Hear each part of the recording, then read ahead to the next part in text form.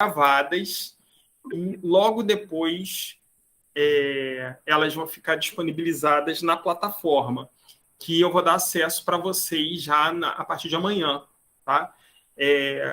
Inclusive, vocês podem ver até pelo celular, que tem um aplicativo em que vocês conseguem assistir as aulas até pelo celular, tá bom? Antes da gente começar a falar do nosso assunto, da nossa aula de hoje, eu quero falar um pouquinho sobre o concurso em si. E eu não vou falar inicialmente do concurso específico do Estado da Bahia. Eu quero falar sobre os concursos de uma forma geral, sobretudo os voltados para o magistério. Eu sempre digo isso em todas as aulas que eu dou de preparatório, que concurso não passa aquele que sabe mais, passa a pessoa que se prepara melhor, né? Por quê? Você pode dominar muito bem os conteúdos, mas na hora da prova, você, por uma série de motivos, cometer erros infantis. Então, o objetivo de uma preparação para concurso não é ensinar conteúdos, né? Obviamente que a gente vai falar de muitos conteúdos que vocês, quando estudaram, e eu me lembro disso, mas já tinha esquecido, isso é normal. Vão aparecer alguns pontos que vocês não estudaram, isso é normal. Mas o objetivo principal é uma preparação, é saber como estudar, o que estudar, quando estudar e por que estudar, né? Então, para ficar bem claro, agora eu vou trazer para o concurso do Estado, que é uma das nossas prioridades, né? Já foi anunciado pelo governador, deve estar saindo, acredito eu, que deva sair já nesse mês ou no próximo mês o edital. A gente precisa ter muita atenção, quando o concurso for liberado, na leitura do edital. A gente vai fazer uma aula específica de leitura do edital quando o edital sair. Porque o primeiro passo para você se dar bem ou mal num concurso é o edital. Você tem que conhecer o edital. Vou dar um exemplo muito claro para vocês. Eu fiz o último concurso para o Estado, eu fui professor do Estado, né? Hoje não sou mais. Eu passei em outro concurso e acabei saindo. Mas eu fui professor do Estado no último concurso.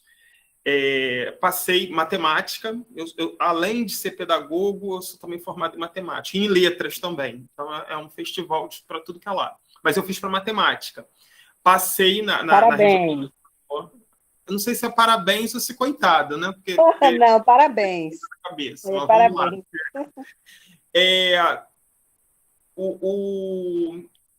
Passei para a regional de Salvador, né, que engloba a região metropolitana, e a prova, ela tem umas peculiaridades, a prova do governo do Estado, ela tem umas peculiaridades muito, muito, muito diferentes de outras provas de concurso. Uma delas chama muita atenção. Não tem língua portuguesa, né? Quando a gente fala em coordenador pedagógico, o pessoal que é formado em pedagogia, neste concurso vai fazer, o único cargo disponível que tem é o de coordenador pedagógico. E não tem língua portuguesa, né, nos conhecimentos básicos e específicos, que é uma coisa muito incomum. Geralmente, língua portuguesa é aquela disciplina que tem. Então, assim, é basicamente uma prova de ponta a ponta de conhecimentos pedagógicos. A pessoa que está ali, martelando em cima de legislação, porque, assim, a legislação, gente, muda, é verdade. Só que a LDB, ela é de 1996. A LDB tem quase 30 anos, né? Ela teve modificações, teve várias, mas são modificações pontuais. A pessoa que está estudando LDB direto, tem hora que ela sonha com a LDB, ela recita artigo da LDB. Então, se você está fazendo uma preparação levando a sério, uma prova desse tipo é a prova dos sonhos para qualquer um, né? Porque legislação, você não tem como inventar muito, está lá na lei. Você vai falar o quê? Né? É diferente de matemática, em que você monta lá alguma coisa, um problema, para a pessoa descobrir o que ela tem que fazer. Em legislação não tem isso. E nos conhecimentos pedagógicos não tem. Porque o conhecimento pedagógico você tem uma ou outra interpretação de um autor, que a gente vai falar muito sobre isso, né? Alguns autores que são muito pedidos ultimamente nas bancas. A última banca do governo do Estado foi a Fundação Carlos Chagas, que é uma excelente organizadora também. Mas a gente conhecendo o que cada autor, os principais autores pensam, você não tem muito para onde fugir. Vai fugir o quê? Vai botar uma fórmula? Não tem como. Então, assim, o concurso para coordenador pedagógico, para quem é de pedagogia, é uma das melhores oportunidades possíveis, né? Agora, para o pessoal que é das disciplinas curriculares, né? Português, matemática, geografia, história, a prova também ela tem um diferencial muito grande. Ela tem uma questão que são as disciplinas, as questões interdisciplinares. Você é de matemática, tá? Você vai responder perguntas que tenham a ver com física, com português, com biologia. Então, é preciso você ter um conhecimento interdisciplinar. E uma das coisas que eu vou chamar a atenção de vocês nas nossas próximas aulas é o seguinte. A última prova foi uma prova que falou de PPP de ponta a ponta. Ponta a ponta, assim, modo de falar. Mas, assim, teve uma quantidade de questões de PPP imensa. Quem conhece PPP, quem sabe a estrutura de PPP, quem sabe o modo de construção, quem sabe os objetivos, fez a prova rindo. Né? Agora, não adianta você saber PPP e na hora da prova também você vacilar, né? Então, tem aquelas dicas, as famosas questões lá com as pegadinhas, as cascas de bananas que aparecem, né? Então, é preciso ficar muito atento em relação a isso, tá? Então, além dessas situações, foi o que eu disse, a gente não tem português, né, na prova de coordenação pedagógica, mas o português é essencial. Porque se você não faz uma leitura interpretativa, não adianta nada. Não adianta nada. Você lê e não sabe o que está lendo. Eu fiz uma dinâmica, certa vez, com alunos meus de ensino médio, todo adolescente, 17, 16 anos, fiz uma dinâmica com eles, eu professor de matemática. No estado eu era matemática, professor de matemática. Eu chegava para os alunos, cheguei para eles no primeiro dia de aula e falei assim: olha só, vocês precisam saber ler muito bem para poder fazer matemática. E eu desconfio que vocês não sabem ler. Aí foi aquela... É isso, professor, a gente sabe ler, não sei o quê. Eu falei, vou provar para vocês que vocês não sabem ler. Mas não tem problema, eu ensino. E dei um texto para que eles lessem. Acho que quem participou comigo do último curso preparatório leu o texto do Candata. Candata Fascinta. Pamela, acho que leu, não foi, Pamela? Eu cheguei a passar esse texto para vocês? Ah, ótimo. Então já sabem que vocês vão ler ele em breve. O texto é um texto, tá? É um texto longo, mas uma história muito legal. É uma fábula, né? Tem uma moral da história no final muito legal. Dei o texto, uma folhinha para cada um, já levei lá a Xerox, pedi para que eles lessem silenciosos, com calma, o tempo que precisassem. Quando eles terminaram de ler, eu falei, não quer ler de novo? Pode ler, fiquem à vontade. Quando todo mundo me confirmou que tinha lido, eu falei para eles, tudo bem. Agora, virem a folha, né? Vocês não podem ver mais, e me contem o que vocês leram. É espantoso quando você vê que a maioria não consegue contar a história. Mas eles não conseguem contar a história porque eles não conseguiram interpretar a história. É uma questão de interpretação grave. E aí eu trago aqui para o pessoal que vai fazer o concurso do magistério. Se a gente não for muito bom em interpretação, não vai adiantar vocês saberem LDB, não vai adiantar ter lido o livro da Mantuan falando de acessibilidade, não vai adiantar ter livro Vitor Paro, não vai adiantar ter lido Dermeval Saviani, não vai adiantar. É preciso interpretação. E como é que eu faço, Alexandre, para ter interpretação agora? Pelo amor de Deus, leitura. Leitura, muita leitura. Tá? A gente vai ter que ter muita leitura. Obviamente que eu gostaria que vocês lessem livros diversos, literatura, só que a gente já está meio, né? Edital batendo nas portas, então a gente vai ter que fazer leituras específicas sobre os nossos conteúdos. As aulas aqui ao vivo, a orientação que eu dou para vocês é que nas próximas aulas, né? Nossa próxima aula, as nossas aulas ao vivo, só explicando, né? Elas vão ser sempre às terças e quartas. Às quintas-feiras entra uma aula gravada lá, principalmente com resolução de exercício na plataforma, e que vocês vão poder estar vendo. Na verdade, vocês podem ver a qualquer hora. Mas o ideal é vocês conseguindo assistir a aula ao vivo de terça e quarta é muito bom, porque é o momento para se tirar dúvida, né?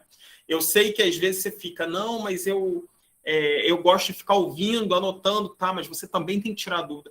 Vai ter alguma coisa que eu vou falar que você não vai entender, ou que você vai, mas é isso mesmo? Será que é isso que eu entendi? Se coloquem, falem, tirem as dúvidas. Porque se você leva a dúvida para cá, na verdade vocês já estão em casa, né? Mas se vocês ficam com a dúvida em casa, não tem muito sentido a gente estudar, né? Aí a gente pega um livro qualquer e vai estudar. Tirem esse proveito da aula ao vivo, né?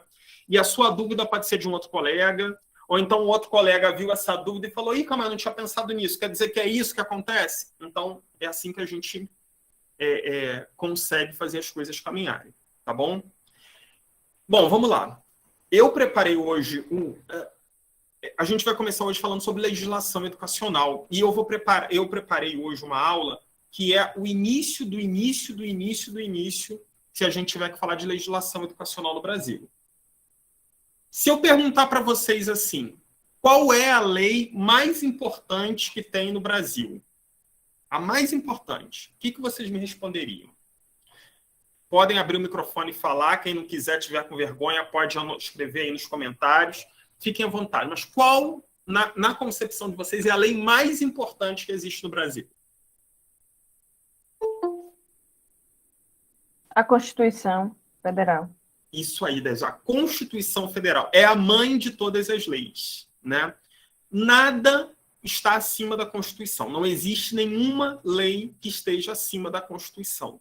Por isso que acontece, quando o Congresso, ou a Assembleia, ou a Câmara dos Vereadores aprova uma lei que contraria o que diz na Constituição, a gente diz que essa lei é uma lei inconstitucional. E ela é anulada, né? Ela é anulada pelo Poder Judiciário porque ela não existe, não tem a possibilidade de uma lei contrariar o que está na Constituição, porque ela é a lei maior. E a Constituição, ela é muito explícita em relação à educação, né? Existem os artigos 205 até o artigo 214, eles falam explicitamente, é um capítulo da Constituição falando sobre educação. E aí, o que acontece? A Constituição Federal, ela não vai ficar detalhando as situações da educação. O que ela vai fazer? Ela dá uma noção geral e diz o seguinte, na forma da lei. O que isso quer dizer? Ela garante um direito, mas diz que esse direito vai ser regulamentado na forma da lei. Ou seja, o legislador, o deputado, o vereador, o que ele vai ter que fazer? Eles vão fazer uma lei, uma legislação infraconstitucional, ou seja, abaixo da Constituição, para regulamentar o que está lá na Constituição. E aí que acontecem as outras legislações. A gente tem a mais importante da área da educação, que é a LDB, né? Vocês vão reparar, a gente vai começar falando de Constituição Federal hoje, e nas próximas aulas, quando a gente falar de LDB, vocês vão ver que várias coisas que estão na Constituição vão aparecer na LDB. E várias coisas que estão na LDB vão aparecer no Plano Nacional de Educação, na Lei do Piso, na Lei do Fundeb, entre outras. Por quê? Uma vem garantindo, vem regulamentando dispositivos da outra. Ok? Então, deixa eu compartilhar aqui a tela com vocês.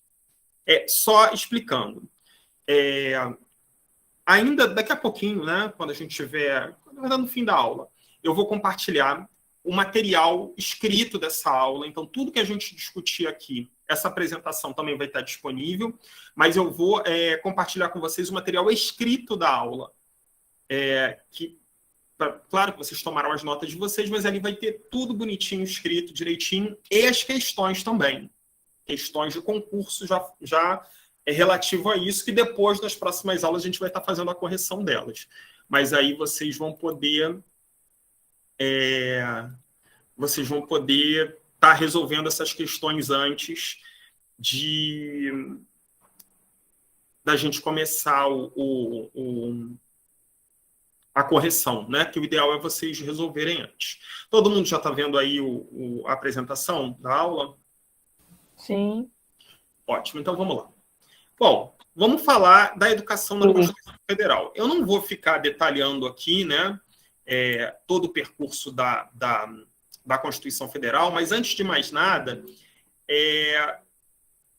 eu só vou colocar para vocês o seguinte: vocês sabem que o Brasil ele teve inúmeras constituições, né? Inúmeras. Desde 1824, que foi a nossa primeira Constituição, foi a primeira Constituição do Brasil como país independente, até essa última de 1988, a gente passou por diversas constituições. E só nessa Constituição de 1988, a educação ficou consolidada como um direito de todos. E, obviamente, um direito de todos e um dever do Estado e da família. Então, a gente já começa com o artigo 205, que é o primeiro artigo do capítulo 3º da Constituição, que ele fala sobre... O texto dele é bem claro em relação a isso, e eu negritei essa situação. A educação, direito de todos e dever do Estado e da família. Não é dever apenas do Estado, não é dever apenas da família, não é de um ou de outro, ele é dever do Estado e da família. Então, até por causa disso, se houver uma falha na prestação desse direito, aquilo, o que acontece se um pai não leva uma criança em idade escolar para a escola? Ele é responsabilizado por isso, com base no artigo 205 da Constituição. O que acontece se um prefeito não oferece vaga na educação, no ensino fundamental, na sua rede para os alunos e eles ficam sem estudar? Ele é responsabilizado por causa disso, com base no artigo 205, entre outros artigos da legislação infraconstitucional, né? Então, vamos lá. A educação, direito de todos e dever do Estado e da família, será promovida e incentivada com a colaboração da sociedade, visando, atenção agora, ao pleno desenvolvimento da pessoa, seu preparo para o exercício da cidadania e sua qualificação para o trabalho. Tá? Quando a gente, nas aulas seguintes, a gente entrar em LDB, vocês vão ver que a gente vai falar muito do mundo do trabalho. E aí eu vou retomar essa questão aí, que vem desde o artigo 205 da Constituição. Ok? Então, o artigo 205, qual é o objetivo dele? Demonstrar que a educação é um direito de todos e o dever é do Estado e da família, de ambos. Ok? O artigo 206, por sua vez, ele fala de uma coisa que vai aparecer muito na LDB, né? São os princípios do ensino. Com base em quê? Quais são as bases e a partir de que bases o ensino no Brasil está construído? São esses os princípios. A gente teve um acréscimo, né, de inciso recentemente com emendas constitucionais, e os princípios do ensino são esses. Vamos lá. Igualdade de condições para acesso e permanência na escola. Liberdade de aprender, ensinar, pesquisar e divulgar o pensamento, a arte e o saber. Pluralismo de ideias e de concepções pedagógicas e coexistência de instituições públicas e privadas de ensino. Alerta. Vou dar esses alertas de vez em quando, porque são algumas questões que costumam cair em prova e é preciso ficar atento. Recentemente, teve uma questão de prova que dava 5 princípios e dizia que apenas um era falso. Qual desses não era um dos princípios estabelecidos para o ensino na Constituição Federal? E era justamente nesse terceiro inciso aí, pluralismo de ideias e de concepções pedagógicas e coexistência de instituições públicas e privadas de ensino. Eles mudaram a palavra para alterar o sentido. Então, ao invés de colocar coexistência de instituições públicas e privadas de ensino, eles colocaram, se eu não me engano, primazia de instituições públicas em relação às privadas de ensino. Quando você está muito ali, né, você só vai nas palavrinhas pluralismo, privado e público, você pode cair nessa pegadinha. Só que basta fazer um exercício de leitura e interpretação. Eu já estava dizendo aqui no início. Hoje, no Brasil, é proibido ter escola particular? Não. A gente tem escola particular. Então, a gente chega à conclusão de que existe uma coexistência de instituições públicas e privadas de ensino, né? A gente vai ver um pouquinho mais à frente que ainda é falado isso, é livre, a educação é de livre iniciativa, por parte da iniciativa privada, desde que ela siga as regras, mas ela pode, né? Então, muita atenção nas palavras. Quarto, gratuidade do ensino público em estabelecimentos oficiais. Quinto, valorização dos profissionais da educação escolar, garantidos na forma da lei, planos de carreira com ingresso exclusivamente por concurso público de provas e títulos aos das redes públicas. Parou de novo. Duas situações que eu quero chamar a atenção. Olha aí o que aparece. Valorização dos profissionais da educação escolar garantidos na forma da lei. O que isso quer dizer? Quer dizer o seguinte, a Constituição não vai ficar detalhando isso daqui agora. Ela está garantindo como princípio a valorização dos profissionais da educação, mas isso vai ser detalhado depois. A Constituição é de 1988. O Constituinte, quando escreveu isso, o que ele queria? Ele queria que fosse garantida a valorização dos profissionais, mas ele não tinha como delimitar como seria isso. A lei queria estabelecer esses pormenores. Então, toda vez que aparecer na forma da lei, significa que é preciso uma outra legislação regulamentando ou detalhando esse direito, ok? E outra coisa muito importante, fala sobre concurso público, a gente vai ver várias vezes isso se repetir, né? Ele estabelece, a Constituição, ela estabelece o ingresso exclusivamente por meio de concurso público de provas e títulos, né? Então, qualquer outra forma que não seja por concurso público não é legal. Mas como o brasileiro sempre consegue uma gambiarra, né? Sempre consegue um meio de burlar alguma coisa, quando eu digo brasileiro, não entendam a pessoa física, né? Eu digo a instituição Brasil. E se inventou os famosos contratos, famosos REDAs, né? Que por meio disso você vai dando aquele jeitinho. A ideia é que fosse uma coisa emergencial. Realmente, você está sem professor. Preciso botar o professor, não dá tempo. É um processo demorado fazer um concurso público. É um processo que dura praticamente 1 ano ou mais. E aí, se eu estou precisando agora, como é que eu faço? É uma situação emergencial. Mas a gente sabe que tem um Estado, é um exemplo, né? Que tem REDA, 20 anos tendo REDA. Não é possível que não conseguiu resolver isso até agora, né? Então, são meios de se burlar, mas está na legislação. Está na legislação e não deveria ser, não deveria acontecer. Sexto, gestão democrática do ensino público na forma da lei. Olha na forma da lei aparecendo de novo, né?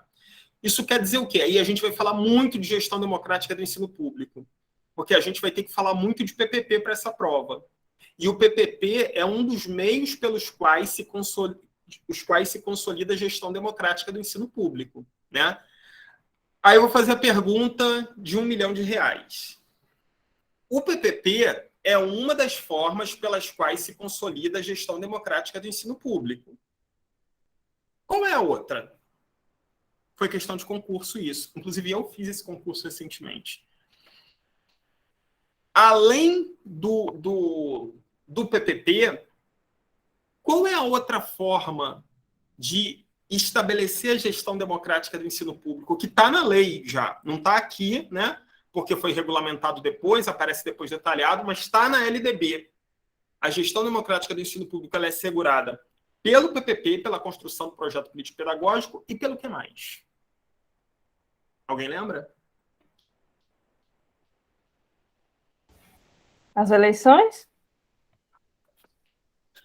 É e não é. Porque, assim, se a gente parar para pensar, tem eleição na China, né? E não quer dizer que lá seja gestão democrática. A eleição, ela não garante democracia. Ela é importante, mas nem sempre garante. Mas é muito perto disso, Dailza. Sabe como que se implementa a gestão democrática do ensino público? Através da participação em instituições colegiadas. É o conselho escolar, é a associação de pais e mestres, é o conselho de escola. Dependendo do lugar, ele tem várias denominações. Qual é a ideia dessas instituições? Elas são instituições colegiadas. O que é isso? eu tenho representante de pais, eu tenho representante de professores, eu tenho representante de alunos, de funcionários, eu tenho representante de... Tipo uma participação social. Oi, Valmira, não consegui entender. Não, estou dizendo, é tipo uma participação social, né? Que tem a Sim. participação de todos eles, né? Tanto a comunidade, né? A comunidade também, onde a escola está inserida, né? Os pais e mestres, professores, e aí também até o próprio aluno. E com certeza o próprio aluno, né? Isso consolida a gestão democrática do ensino público. Então, assim, já pode, antena ligada aí, isso está na LDB. 2 formas de consolidação da gestão democrática. O estabelecimento das instituições colegiadas, os conselhos de escola, associações de pais e mestres e tudo mais, e o projeto político-pedagógico. Aí você fala assim, e a eleição? Não existe menção à eleição no ALDB. Até porque, é o que eu falei, a eleição ela pode ser democrática como ela pode não ser. Né? Ela não é uma garantia de... Em muitos lugares, geralmente, sabe o que acontece? Quando você tem um conselho atuante, uma comunidade atuante, a eleição é garantia de gestão democrática. Agora, quando você não tem, eu fui professor em escola em que o conselho só se reunia para assinar o livro de aprovar as contas da direção. Aí eu pergunto, nesses lugares, será que uma eleição vai ser democrática? Não vai conseguir ser democrática, porque não existe participação. Muito provavelmente, quem iria votar lá seria todo o pessoal que seria combinado já para votar. A comunidade ela não se sente parte da escola. Se você não se sente parte da escola, como é que você vai participar? Como é que você vai querer ser atuante? Né? Então, uma das maneiras principais de trazer essa gestão democrática para a escola é através da participação. Né? É ter um conselho atuante, em que todo mundo... Eu tive várias experiências em escola. E eu tive uma outra escola em que eu atuei, em que, assim, o diretor... Para vocês terem uma ideia, como o conselho é importante? O conselho ele respalda o trabalho do diretor. Eu tinha uma diretora que ela não fazia nada sem ouvir o conselho. E aí a gente falava assim, nossa, Tereza, mas por que você vai fazer isso? Não, porque se der problema, o conselho me ajuda a segurar. Não fui eu que fiz sozinho. Foi com o conselho. Né? O conselho é a representação. No conselho tinha aluno, tinha professor, tinha funcionário, tinha pai. Estava todo mundo ali. Se o conselho fala, não, é para fazer isso. O problema que der, ela está respaldada. Olha, eu fiz sim, mas fiz com o referendo do conselho, com a autorização do conselho. Então, olha a importância da gestão democrática, não apenas para a escola, mas para a própria direção em si. Viviane, quer Isso, falar? Sim. O professor, e a questão assim importante, que a gente sabe que o diretor, ele não tem assim a voz em questão de decidir. Por isso que é importante o colegiado, porque na verdade, como é uma ação democrática, aí cada parte que foi escolhido para participar desse colegiado, que é o aluno, direção, coordenação, pessoal do apoio, você escolhe um, pais e mestres, então cada um ali vai saber, por exemplo, até mesmo para passar para cada qual do seu setor o que é que acontece na escola. Tem coisas que é realmente só do colegiado, mas um aluno já passa por outro colega, já passa por outro colega, enfim, então todo mundo já sabe o plano, né, que tem a escola, qual é o plano pedagógico, porque a gente só se preocupa de falar isso em reunião de pais.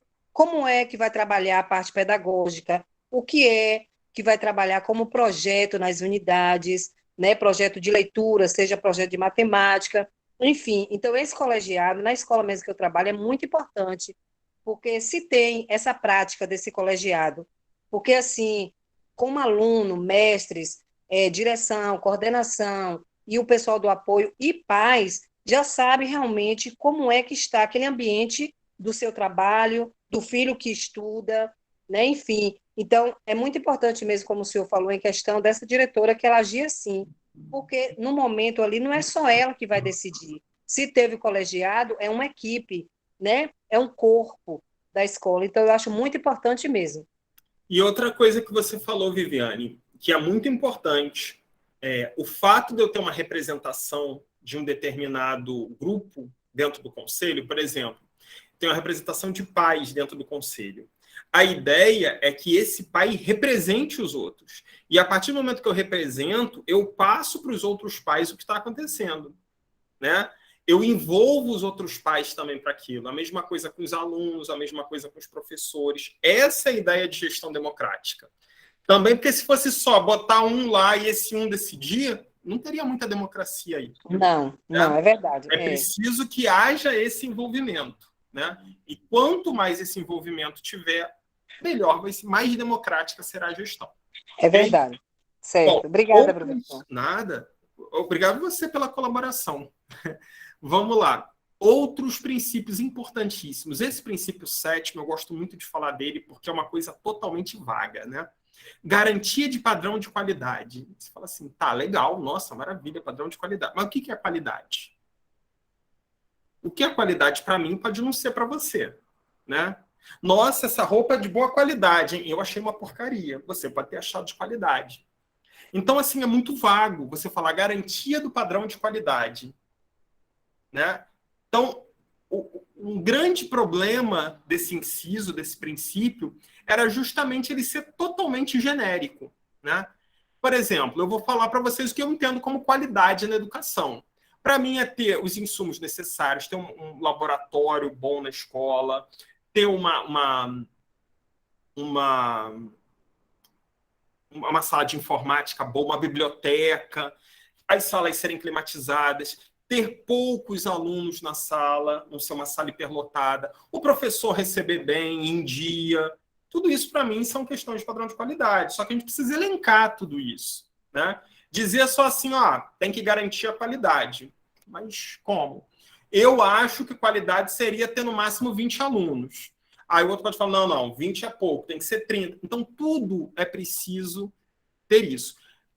A gente ficou muito tempo com isso vago. As últimas legislações começam a caminhar em relação a isso, e a gente vai ver isso mais à frente.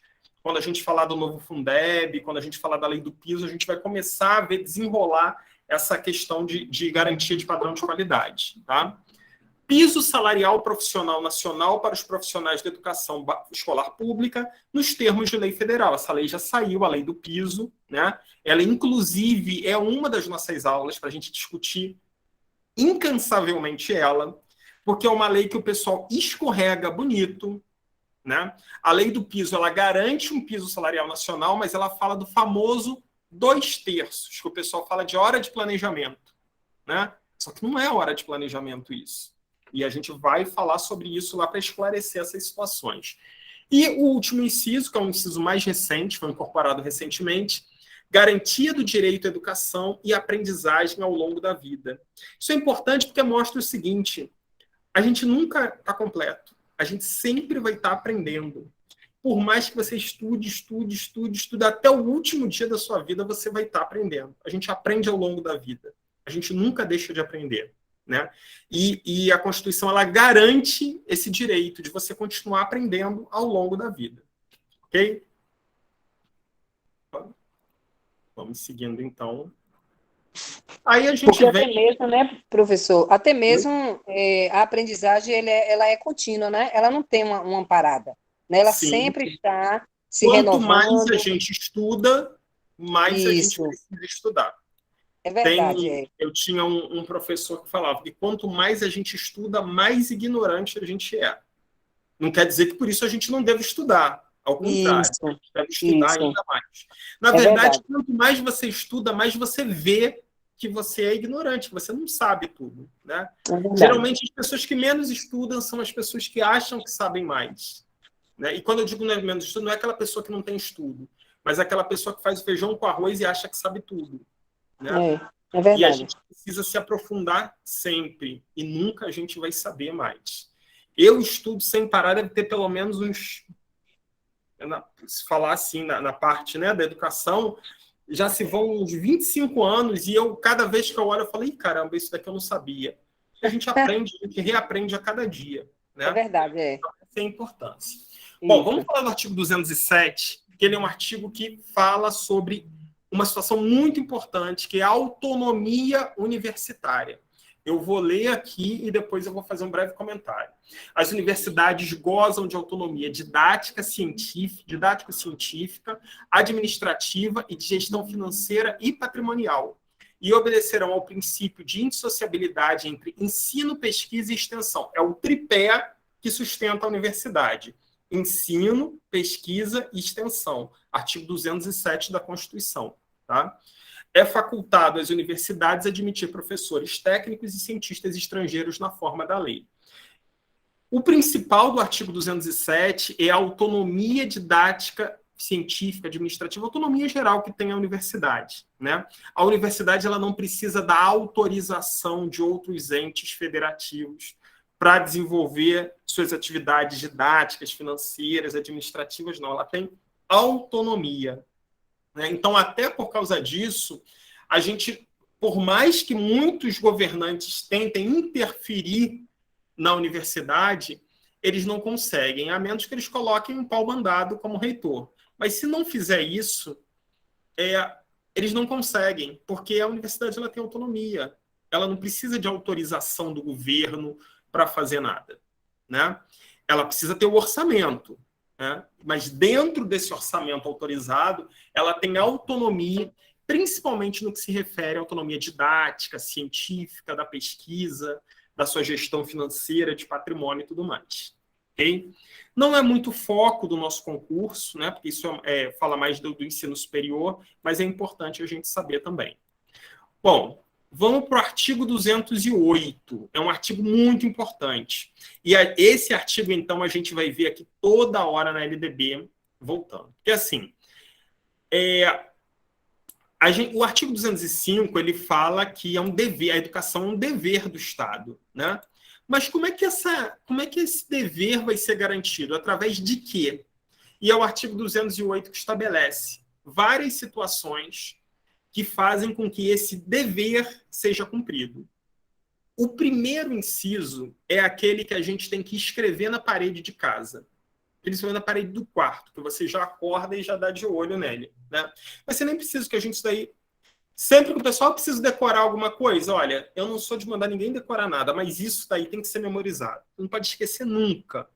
Educação básica obrigatória e gratuita dos 4 aos 17 anos de idade. Né? A educação básica ela vai de 4 aos 17 anos. 4 e 5 anos, educação infantil.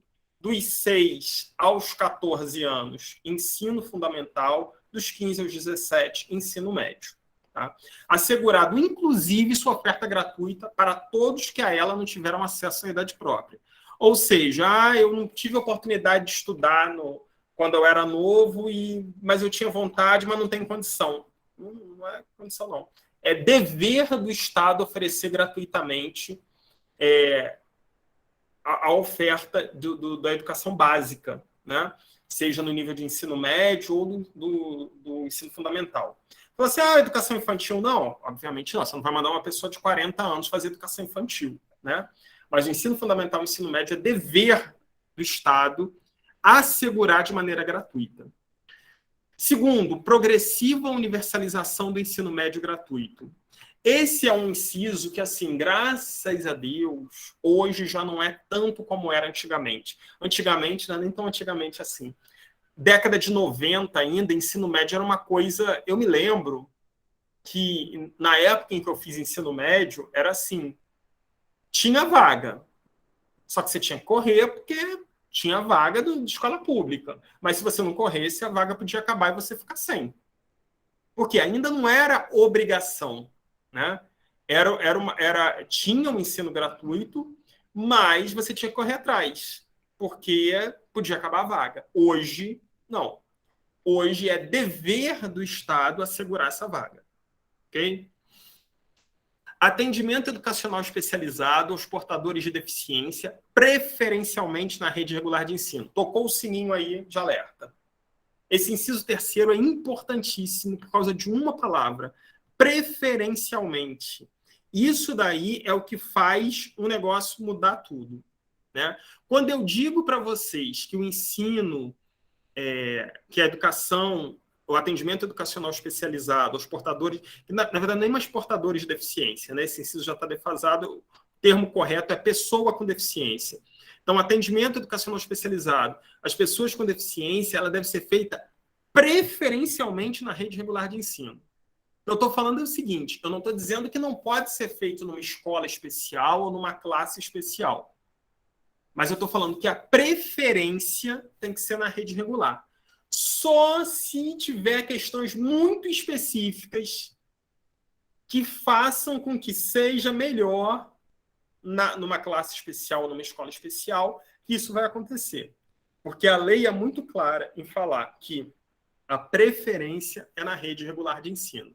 Então, tenham sempre isso em mente. Quando vocês baterem o olho lá na questão de prova e ver lá o preferencialmente, vocês sabem que isso daí está de acordo com a lei. A preferência é a rede regular de ensino. Então, às vezes, eles mudam essa palavra, eles colocam preferencialmente em classe especial, e não é, a preferência na rede regular. Tá? Quarto, educação infantil em creche pré-escola, as crianças de até 5 anos de idade. A gente sabe, né, que a educação infantil vai de 0 a 5 anos. 0 a 3 anos creche, 4 a 5 escola, a gente vai ver isso com mais calma quando falar de LDB. Acesso aos níveis mais elevados do ensino, da pesquisa e da criação artística, segundo a capacidade de cada um. Obviamente, nem todo mundo vai fazer doutorado, vai virar PhD, né? Então, isso vai de acordo com a capacidade de cada um alcançar os níveis mais elevados de ensino ou da criação artística. Ninguém aqui vai ser um Tom Jobim, né? Então, cada um dentro das suas possibilidades. Oferta de ensino noturno regular adequado às condições do educando, principalmente o educando trabalhador, né? A pessoa que trabalha, ela tem direito ao ensino noturno regular. Atendimento ao educando em todas as etapas da educação. Professor, Oi. um momento só aí. Quando o senhor leu aí, na verdade, da A6, oferta de ensino noturno regular, adequada às condições do educando. Quando o senhor fala isso aí, explicando, entre os alunos da EJA, é nesse sentido ou não? É e não é. Vou explicar por quê. Sim. Esse inciso, especificamente, ele fala do ensino noturno regular. Sim. O ensino noturno regular é aquele ensino que é idêntico ao ensino da manhã e da tarde. Fundamental 2, né? Fundamental 2. Fundamental 2 ou ensino médio, ele é idêntico. Né? É porque a um não única entra diferença menor, né? é o horário dele. A Sim. EJA, ela tem uma característica de ser diferente, de ser um tempo menor. Ah, entendi. Agora, aqui nesse inciso não existe essa contemplação em relação a isso. Mas a gente vai ver Sim. na LDB várias vezes isso sendo falado. Então, a gente pode dizer, sim, que existe um respaldo para a educação de jovens e adultos na legislação, sim. Tá? Certo. Tá bom. Obrigada. Nada. E o último, atendimento ao educando em todas as etapas da educação básica por meio de programas suplementares de material didático escolar, transporte, alimentação e assistência à saúde. Existem vários programas que asseguram isso, né? O PNLD, Programa Nacional do Livro Didático, o PNAT, Programa Nacional de Transporte Escolar, o PNAE, Programa Nacional de Alimentação Escolar. Então, todos esses programas eles estão de acordo com esse inciso 7º do artigo 208 da Constituição. Ok? Por que eu estou, às vezes, vindo ao artigo 200 e tal, artigo 207? Em alguns casos, as questões fazem menção aos números de artigo. E não quer dizer que vocês vão precisar decorar esses artigos. Mas em algumas situações, principalmente numa prova discursiva, isso conta muito. Você escrever, não, uma prova discursiva como tem a do Estado.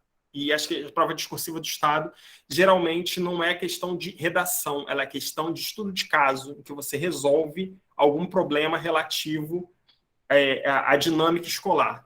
E aí você coloca assim, não, porque o atendimento educacional especializado é garantido preferencialmente na rede regular de ensino, conforme o inciso 3º do artigo 208 da Constituição Federal. Nossa, sou examinador da banca, ri de orelha a orelha se você faz isso. Né? mostra que você tem conhecimento. E, assim, existem alguns pontos que é interessante a gente saber. Saber, por exemplo, que o atendimento educacional especializado, preferencialmente na rede regular de ensino, está no artigo 208, inciso 3º. De tanto ver, vai entrar 208, 3º. Entendeu? São algumas coisinhas assim que dão aquele verniz na sua resposta. Agora, não tentem enfeitar se vocês não tiverem certeza. Porque se você bota e está errado, o tiro sai pela culatra. Né? Então, a gente só coloca quando a gente tem certeza. Bom? Seguindo. Aí vem os parágrafos do artigo 208. Esse primeiro eu acho importantíssimo. O acesso ao ensino obrigatório e gratuito é direito público subjetivo. O que quer dizer isso? Se por um acaso o prefeito, o governador, quem quer que seja, a autoridade que tinha o dever de oferecer e não o fizer, ele será responsabilizado. Isso é um direito público e deve ser oferecido. Então, o parágrafo 1º ele serve justamente para ilustrar isso. Tá? Ele é direto e reto. Aí, olha a continuação do parágrafo 2º. O não oferecimento do ensino obrigatório pelo poder público ou sua oferta irregular importa a responsabilidade da autoridade competente. E o parágrafo 3º. Compete ao poder público recensear os educandos no ensino fundamental, fazer-lhes a chamada e zelar junto aos pais ou responsáveis pela frequência à escola. Uma vez, um aluno perguntou para mim assim, professor, quando fala assim, fazer a chamada, é a chamada que a gente faz em sala? Fulano? Não. A ideia aqui é o seguinte, o poder público, né, as prefeituras, os governos do estado, eles precisam fazer o censo dos alunos, ou seja, ver todo mundo que está matriculado, e aqueles que não estão, eles precisam fazer a chamada. Venham estudar. Esse é o sentido do fazer-lhes a chamada. É chamar para que eles venham para a escola por eles estarem em idade escolar. E o complemento, zelar junto aos pais e responsáveis pela frequência. Porque não tem aquilo, não, o pai não mandou, não posso fazer nada. O dever público também é responsável pela frequência. Né? Mas o que eu vou fazer? Eu vou lá na casa e vou sair arrastando? Não. Mas existem meios de assegurar isso. Né? Se o pai não leva a criança à escola, o que eu faço?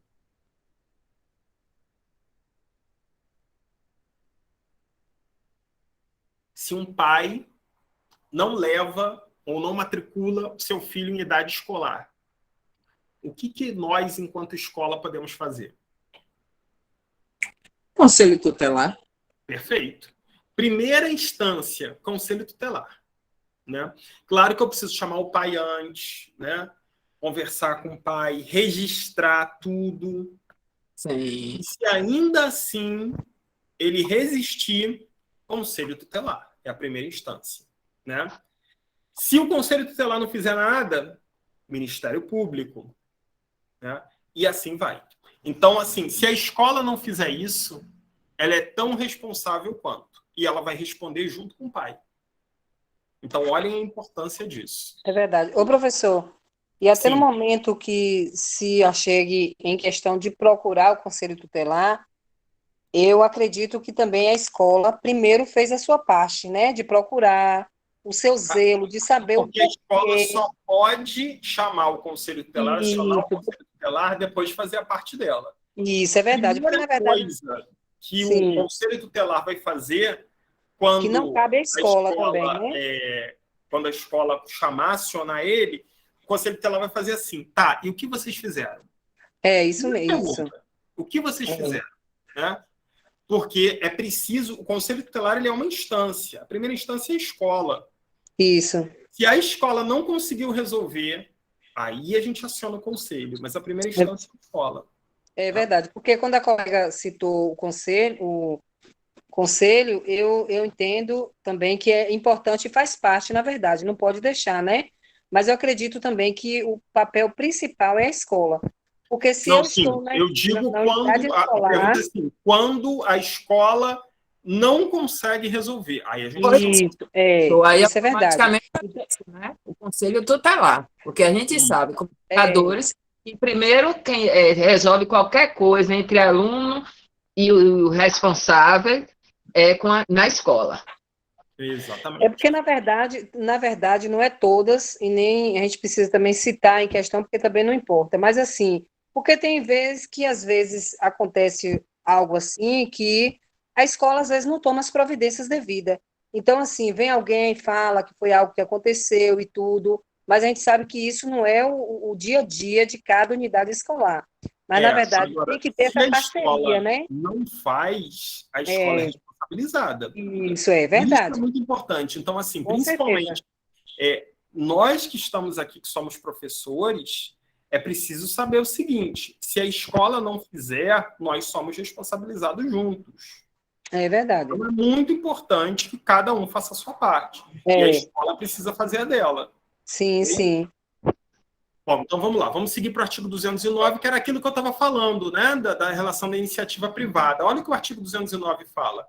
O ensino é livre à iniciativa privada, atendidas as seguintes condições: cumprimento das normas gerais da educação nacional e autorização e avaliação de qualidade pelo poder público. Ou seja, qualquer um pode abrir uma escola e tudo, desde que cumpra as normas da educação e tenha autorização e sua qualidade seja avaliada periodicamente pelo poder público. Tá? Então, esse daqui é aquela situação que eu havia falado. Bom, artigo 210. Esse daqui eu até grifei, porque é importantíssimo. Serão fixados conteúdos mínimos para o ensino fundamental, de maneira a assegurar formação básica comum e respeito aos valores culturais, artísticos, nacionais e regionais. Aí olha o parágrafo 1º. Esse parágrafo 1º está aí, vai aparecer na LDB, lá no artigo 36, que a gente vai falar muito dele ainda.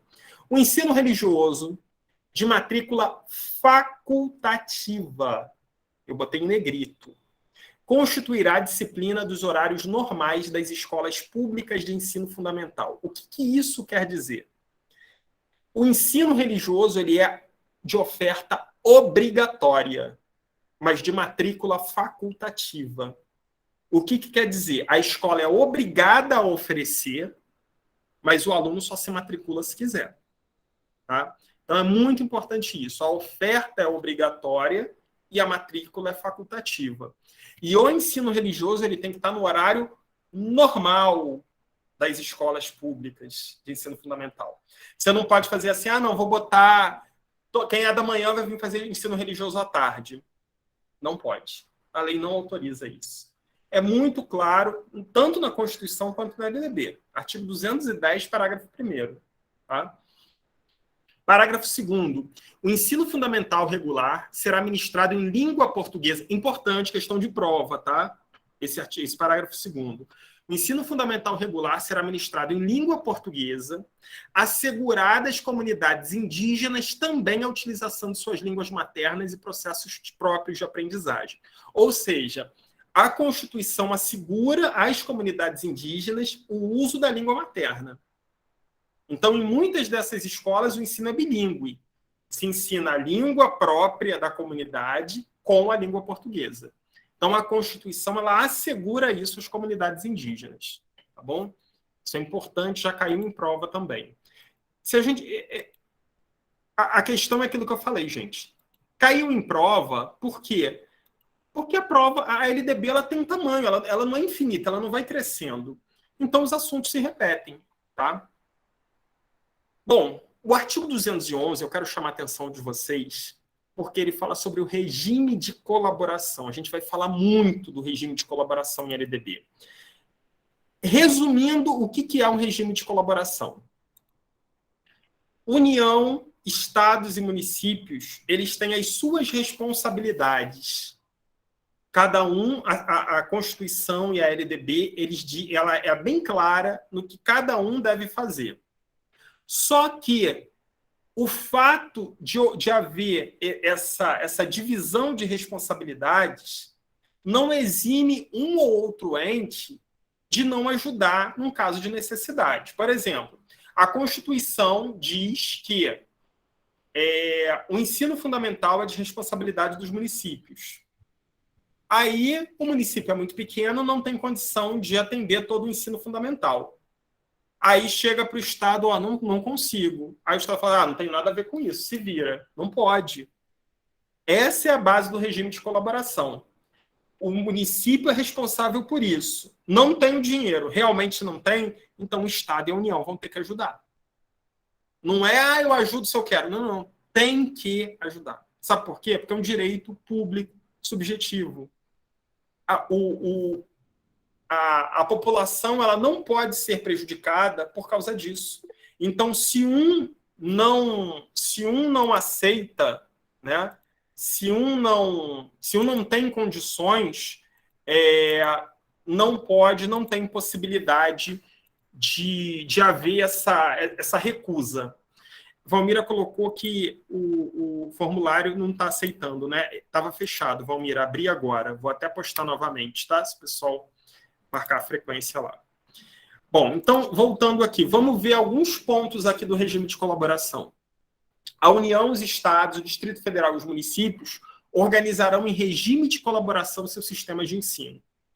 A União organizará o Sistema Federal de Ensino dos territórios, que já não existe mais, né, os territórios, financiará as instituições de ensino públicas federais e exercerá, em matéria educacional, função redistributiva e supletiva, de forma a garantir a equalização de oportunidades educacionais e padrão mínimo de qualidade do ensino mediante assistência técnica e financeira aos estados, ao Distrito Federal e aos municípios. Vamos lá.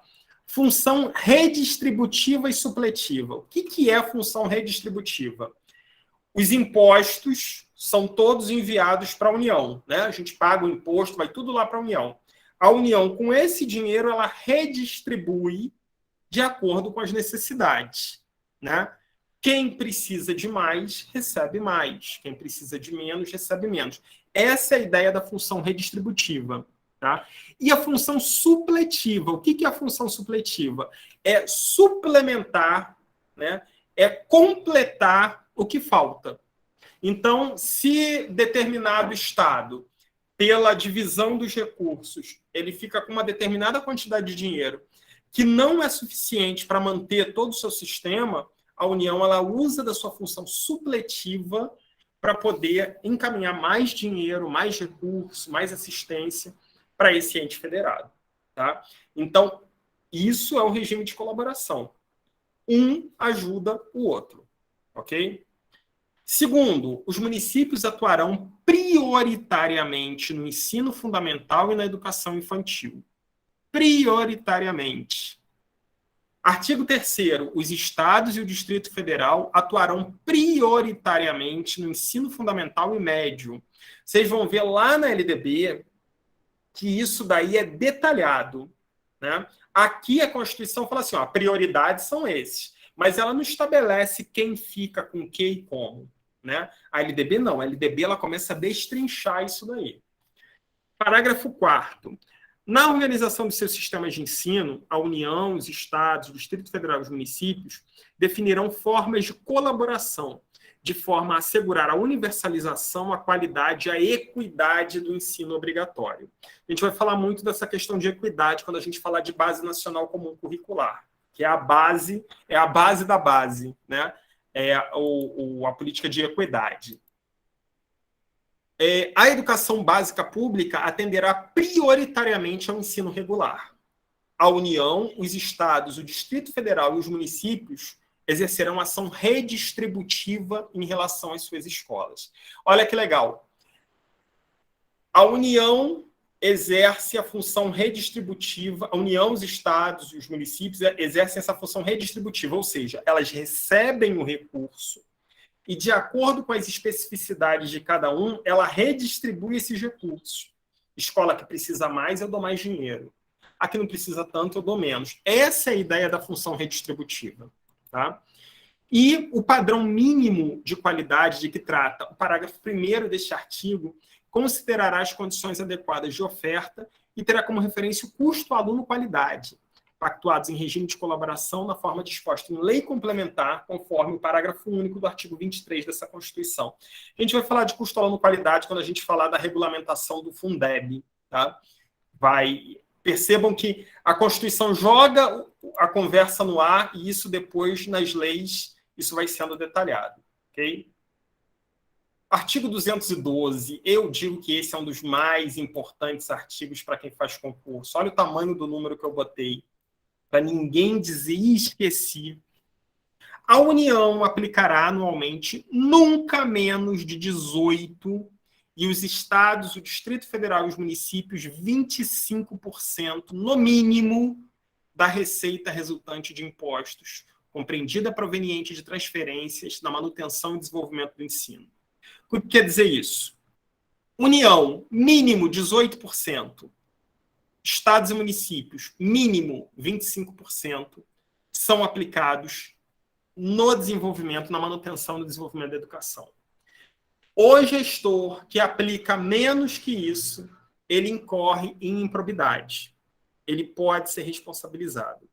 Então, toda a receita resultante de impostos, no mínimo 18%, na União, tem que ser investido na educação. E nos estados e municípios, no mínimo 25%. Existem constituições estaduais e leis orgânicas que têm um valor maior, 28%, 30%, mas nunca menor. O mínimo é 25%. Tá bom? Essa é outra que não dá para esquecer, tá? É dormir com esses dois números aí olhando para vocês, 18 e 25, até o dia da prova. Aí vem alguns parágrafos importantes do artigo 212. Eu não vou me prender a todos, mas um especificamente, que foi um parágrafo que foi incluído pela Emenda Constitucional número 108 de 2020, no meio da pandemia, né, que foi a aprovação do Fundeb, a incorporação do Fundeb à Constituição Federal. É vedado o uso de recursos referidos no caput nos parágrafos 5º e 6º deste artigo para pagamento de aposentadorias e pensões. Ou seja, é proibido pagar aposentadoria e pensão com recursos do salário educação. Ok? Isso é importantíssimo, isso é uma legislação, foi uma emenda constitucional que incluiu o Fundeb dentro da Constituição. O Fundeb era um fundo contábil e ele tinha prazo definido, precisava ser renovado sempre. E sempre que chegava perto do fim, ficava todo mundo em desespero, e não vai ter, como é que vai ser? E aí, em 2020, houve a constitucionalização do Fundeb. Ele está incluído na Constituição agora, e ele foi regulamentado depois. Essa regulamentação do Fundeb é uma lei bem complexa, a gente vai ver os detalhes dela mais à frente. Ok? Vamos agora. O artigo 212-A.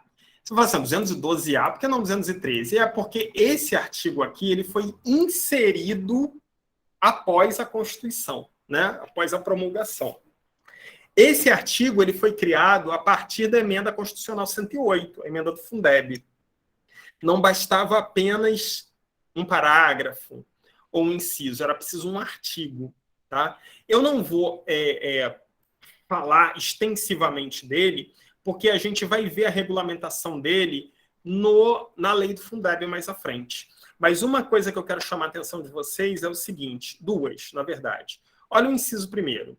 A distribuição dos recursos e de responsabilidades entre o Distrito Federal, os estados e municípios é assegurada mediante a instituição no âmbito de cada estado e do Distrito Federal de um fundo de manutenção e desenvolvimento da educação básica e de valorização dos profissionais da educação, Fundeb, de natureza contábil. A natureza do Fundeb, ela é contábil. O que quer dizer isso? O Fundeb nada mais é do que 1/6 de impostos. Então, todos os impostos vão recolhendo determinada porcentagem, pum, vai jogando nesse cesto. E vai se formando esse fundo. Então, a natureza desse fundo é de natureza contábil. Ok? Outro ponto muito importante é o inciso 3º. Olha só. Os recursos referidos no inciso 2º do caput deste artigo serão distribuídos entre cada estado e seus municípios proporcionalmente ao número de alunos das diversas etapas e modalidades da educação básica presencial matriculados nas respectivas redes. Como é feita a distribuição do Fundeb? Se chega um valor por aluno no ensino regular, anos iniciais, tempo parcial, X. Ensino regular, ensino fundamental regular, tempo integral, Y. Esse valor é estabelecido todo ano pela FNDE. E aí, vamos supor, um exemplo. R$3.000 vai ser o valor por aluno para o ensino fundamental, anos iniciais. Então, R$3.000 cada aluno. A minha rede tem 1.500 alunos. É só fazer a conta. 3.000 vezes 1.500. Ou seja, 4,5 milhões. Vai ser o valor que esse município vai receber para manutenção do ensino, manutenção e desenvolvimento do ensino. Então, assim, nossa, dinheiro para caramba. Não, gente. Isso daqui, ó, é um sopro a nível de município, né?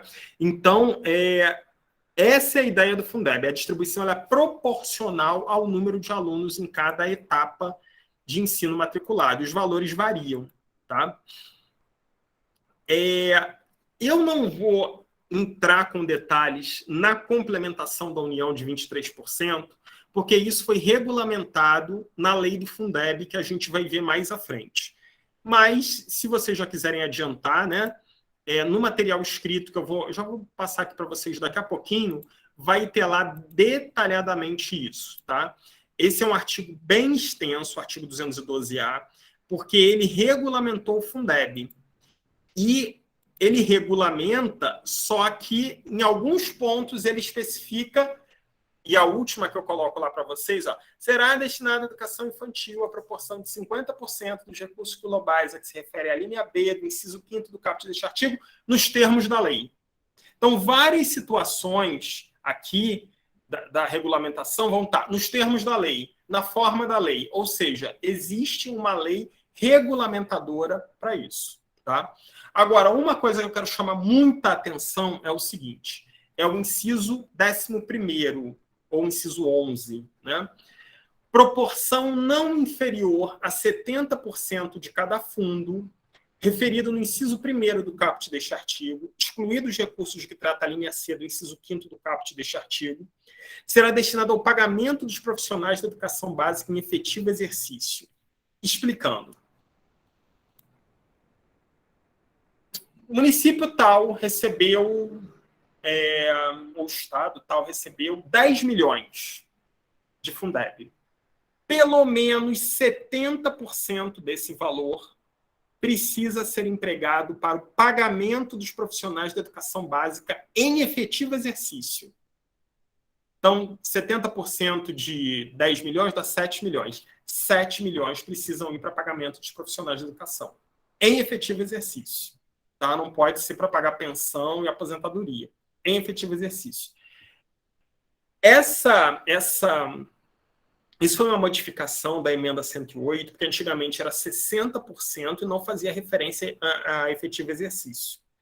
Então, o que isso faz? Isso acaba valorizando os profissionais da educação, porque é mais dinheiro que precisa ser pago exclusivamente para profissionais da educação. De certa forma, essa é a justificativa, não sei se vocês já viram, mas em alguns municípios e estados, ao final do ano, existe sobra de Fundeb. E isso é dividido entre os professores. Por quê? Porque é preciso ter, no mínimo, essa porcentagem. E se ao longo do ano o município ou o estado não conseguiu atingir essa porcentagem, ele precisa completar os 70% e dividir entre os professores e entre os profissionais da educação isso. Tá? Então, é muito importante essa porcentagem de 70%. Tá? Não dá para esquecer também, não. Okay? A gente vai ver isso com bastante calma quando a gente falar de legislação do Fundeb mais à frente. A gente vai ter uma aula específica sobre isso. Artigo 213. Os recursos públicos serão destinados às escolas públicas, podendo ser dirigidos a escolas comunitárias, confessionais ou filantrópicas definidas em lei. Isso daqui é o seguinte, é muito importante, por mais que possa parecer meio... recurso público para a escola pública, sim.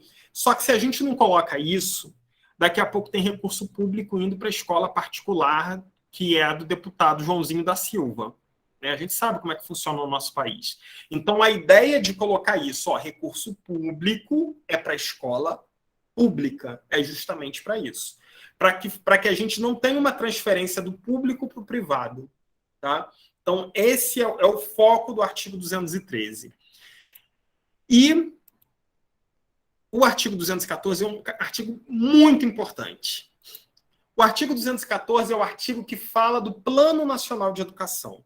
A Constituição, quando ela foi promulgada, lá em 1988, qual era a ideia do Constituinte? Era a seguinte, ó, a gente precisa pensar a educação a longo prazo. A gente não pode ficar pensando, olhando igual galinha para baixo do próprio pé. A gente tem que olhar lá para frente, né? Então, a ideia era construir um plano com duração de 10 anos para você pensar acima de governo, porque geralmente você entra o governo 4 anos. Aí, quando sai o outro governo, não, estava tudo errado, vou fazer de outra forma. Aí acaba com tudo que o outro fez e recomeça do zero. Ou seja, não existe uma continuidade das ações.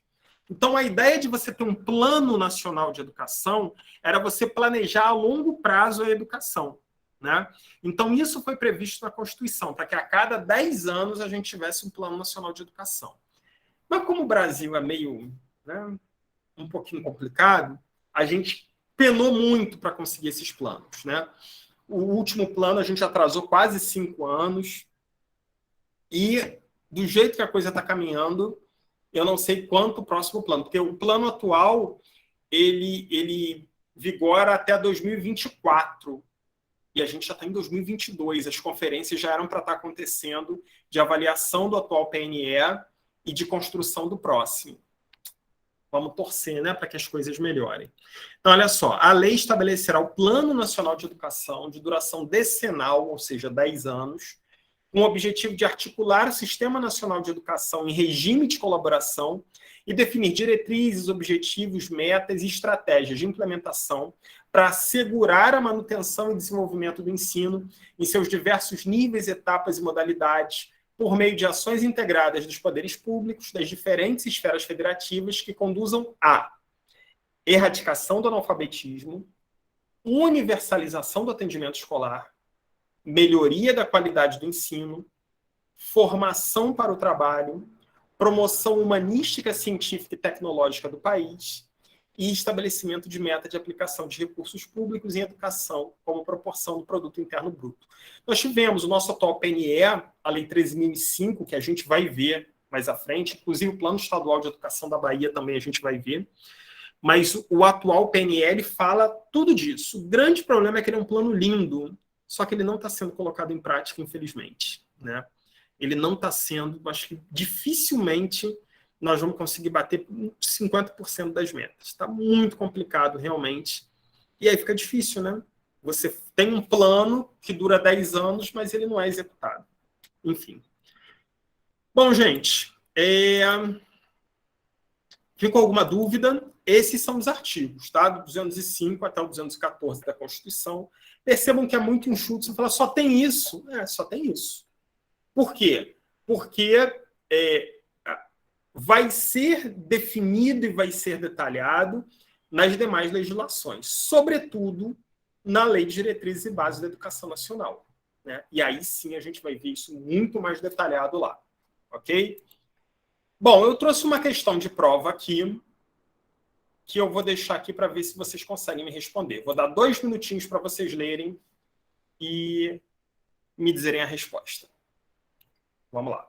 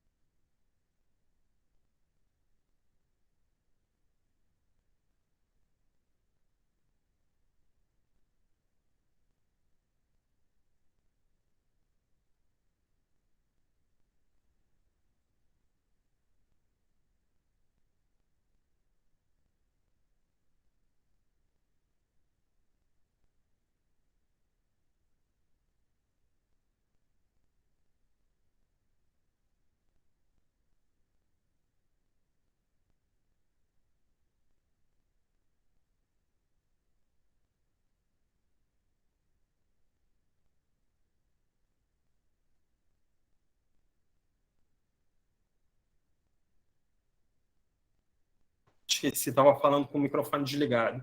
Kate, Valmira, Daílza, todas na letra A. Vamos ver, então, né? De acordo com a Constituição Federal de 88, a educação é direito de todos e dever do Estado e da família.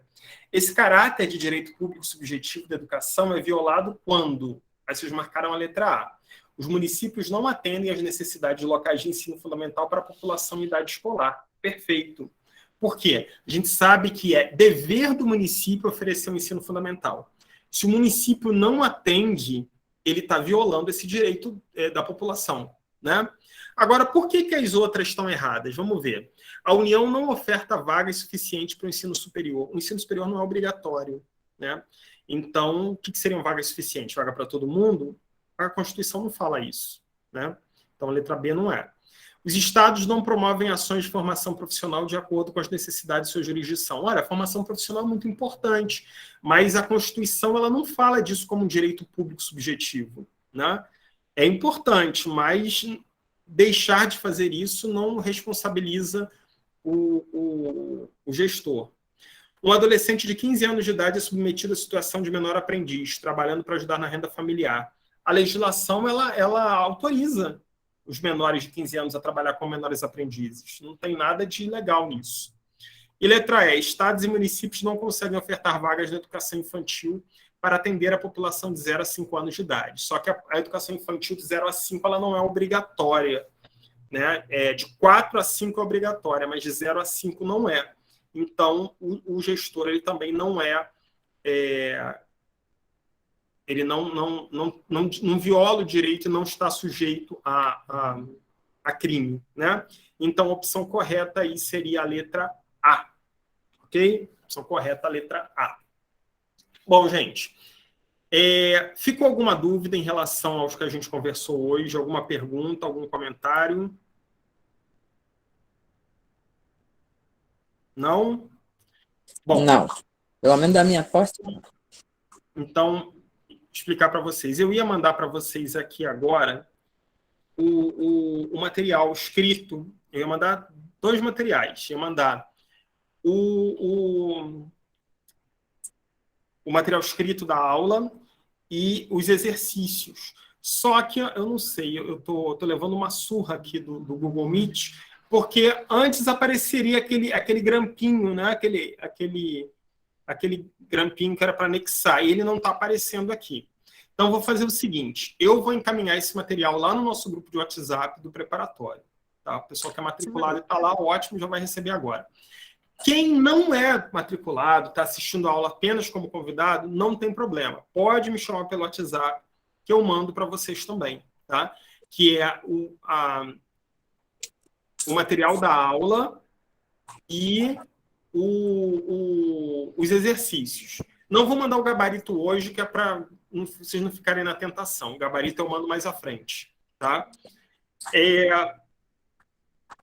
Pessoal do preparatório, a partir de amanhã o acesso de vocês já está liberado na plataforma. Aí eu vou mandar lá direitinho explicando, tá bom? Vocês só precisam... aí essa aula, a gravação dessa aula vai estar disponível lá também. Essa aula está disponível para todo mundo. Então, todo mundo que... O vídeo dela a gente vai deixar aberto lá no nosso canal do YouTube. Mas as demais aulas, elas são específicas do pessoal do preparatório. Viviane foi boa aula. Verdade, Viviane. Os artigos têm que começar a dar uma olhadinha. Esse material que eu vou mandar para vocês tem os artigos bem em destaque em cima, tá? Elisângela, como faço para matricular? Elisângela, só me chama lá depois no WhatsApp que eu já te coloco no grupo direitinho, te passo todas as informações, tá bom? Gente, quem não assinou, quem não é do preparatório e quiser o certificado de participação, né? Até para quem vai fazer, Elisângela não sabe o WhatsApp. Tá, então não sei como é que eu vou fazer. Vou botar aqui. Tem na dúvida. Pronto, agora tá.